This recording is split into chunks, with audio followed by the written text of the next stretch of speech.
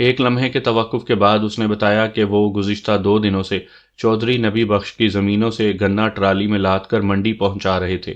سبزی منڈی میں چودھری نبی بخش نے ایک بہت بڑا گودام لے رکھا تھا۔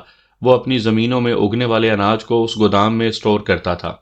آج حسب معمول عظمت علی گنے سے لدی ہوئی ٹرالی کے ساتھ شہر کی جانب آ رہا تھا کہ دریا کے کنارے اسے ایک عورت لیٹی ہوئی نظر آئی۔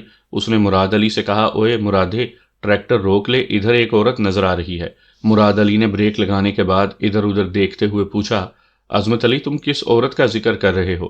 عظمت علی نے دریا کے کنارے کی جانب اشارہ کیا، وہ دیکھو اس طرف۔ ہاں بھائی، یہ ہے تو کوئی عورت ہی، مراد علی نے حیرت آمیز لہجے میں کہا، پر یہ ادھر کیوں پڑی ہوئی ہے؟